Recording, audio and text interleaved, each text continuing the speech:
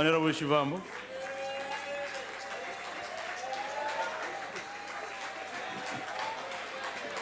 Thank you very much, Chairperson.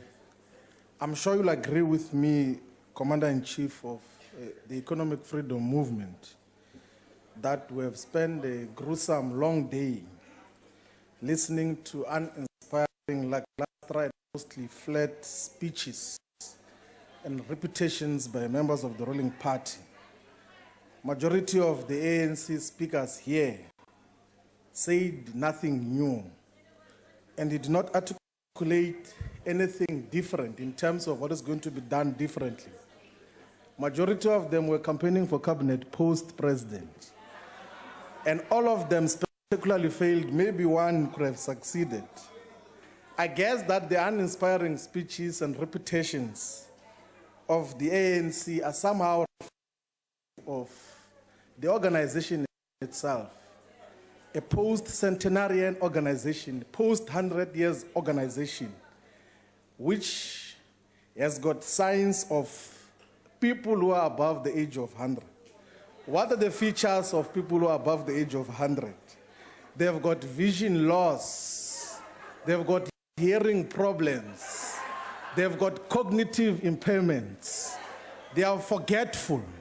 And that is what characterizes the ANC now. So the 106 years is not something worth celebrating. It's something that you must decry about that. Why do you insist clinging to power when you are characterized by all signs of centenarians? You are unable to provide direction to society.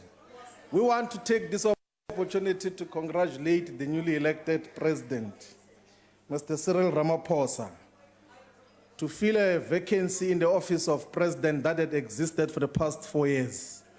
Because for the fact of the matter is, we did not have a president in South Africa. We had an imposter, a trickster, who had handed over political power to a criminal syndicate. And it's only now that we are saying we must have a president who must be monitored according to commitments that he makes. But he did not make any commitments. He did not say what is to be done. He didn't tell us what is the way forward. That is why members of the ruling party come here and put words in his mouth and say that the plan that we are questioning whether it exists or not is the National Development Plan. The president never spoke about the National Development Plan. Some even say that he spoke about the developmental state. He never spoke about the developmental state. Also, it will be crazy to could think that what the ANC is doing now is a developmental state. Just basic features of what a developmental state is to be is that it must be relatively autonomous from capitalist influences and interests. The fact of the matter is that the South African state is not independent from capitalist influences. It cannot direct the direction of capital in terms of where investments must be directed. So you must never speak about developmental states when you do not know, because clearly there's no plan. There is conferences that are proposed, summits, commissions. There's no clarity in terms of what you're dealing with. But you are inheriting a crisis-ridden state, which is in debt of more than 2.3 trillion rands, with exposure of state-owned companies that they've got guarantees of government. The debt that is guaranteed by the state in Eskom is 350 billion rands. In Sanral, it's 38.9 billion rands. In South African Airways, it's 19.1 billion rands. In Dinel, it's 1.8 billion rands. In the road accident fund, it's 8.5 billion rands. And these are the features that you are inheriting. The Gupta criminal syndicate has shifted billions of rands out of South Africa. It's a fact. SARS is failing to collect revenue in the manner in which is expected. A shortfall of 50 billion rands, as was announced here. The National Prosecutions Authority is dysfunctional. It works according to who is in political office. They only make arrests now that Jacob Zuma is no more. So it means that this NPA has got eyes. It looks as to who is the political principal. And what assurance do we have that it is not going to do the same thing if you ever commit crime? If the people around you commit crime, if your children commit crime, what assurance do we have that the NPA is going to fold its arms and not do anything about the high state of crime here in South Africa? The fact of the matter is that the many ministries that are existing and the ministers that are still in cabinet have closed their Pretoria head offices and are working from Saxonwold. I do not know now what is going to happen because the head office in Saxonwold is closed because AJ and Atul Gupta are on the run. The Ministry of Finance is given direction from Saxonwold. The Ministry of Mineral Resources is directed from Saxonwold. The Ministry of Public Service and Administration is directed from Saxonwold. The Ministry of Communications is directed from Saxonwold. The Ministry of Energy is directed from Saxonwold. Their interests are the ones that thrive over what has to happen. And why are we still having these ministers as ministers? They should have been gone as soon as yesterday. The Ministry of Cooperative Governance is directed from Saxonwold. They even wanted to expose state-owned municipality companies as debt guarantee so that municipalities can indebt themselves further as part of the proposals of the Gupta criminal syndicate. That is what we're sitting with now, that it's not an insignificant crisis that we've been dealing with. We therefore stand here to call for a definite termination of any relationship with South Africa's resources of the following ministers. Minister van Rooyen must go. Zwane must go. Mutambi must fall. Nomvula Mukonyane must fall. Lynn Brown must fall. Ben Martins must fall. Batabile Dlamini must fall. Joe Masangani must fall. Bongo, I don't know his name, must fall. Mashobo must fall.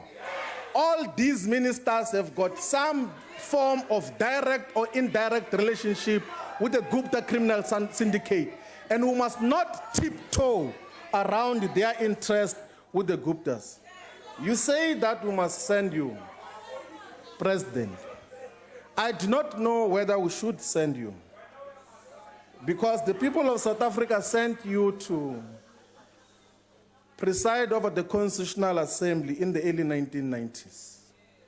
And you brought back the Constitution while it is celebrated over the world. But that Constitution just gave us political power. You did not heed the caution of Kwame Nkrumah, of Mwalimu Julius Kambarage Nyerere, who said that political power without economic power is meaningless. You just gave us the right to vote, and all indications are there that we are not in charge of our economy. The fact that there is 17 million social grants in South Africa with 11 million recipients of those grants is not a cause for celebration. It's a fact, it's a reflection that we have got deep-rooted poverty that has been reproduced since 1994. White people are still in control and ownership of our economy. The bottom 50% of the population are not affected significantly by the economic activities that happen in the JSE, in huge corporations, by this growth that we speak about every day. There's not even any impact on the lives of the bottom 50%. So it means that for the 24 years of the so-called democracy, we have neglected a critical component of our population. It's only now when you are introducing minimum wages and still you are going to exclude a significant number of our people. The Commander-in-Chief is correct that you did not come out with clear ideas in terms of what is to be done. Maybe we must take this opportunity to give you some few advices. We do that, we specialize in that, as a government in waiting. In terms of the issues that you must focus on, number one, you must establish a sovereign wealth fund. You would know that in the founding manifesto of the economic freedom fighters, in the pillar that speaks about the development of the African economy, we call for an establishment of a sovereign wealth fund. I know majority of ANC members will not know, will not understand the sovereign wealth fund, and will understand why they don't understand. Now we're going to quickly take you through that a sovereign wealth fund must be like an investment holding company like Temasek in Singapore.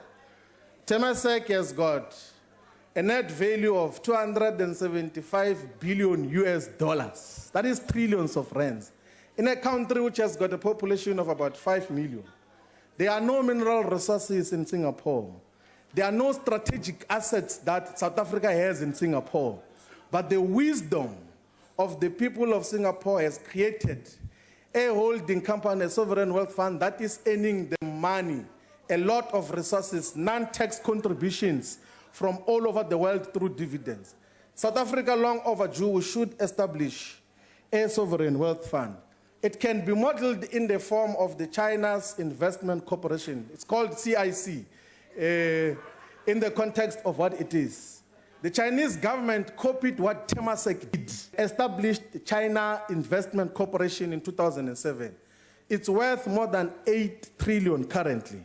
It contributes recurrently to the country's national revenue fund.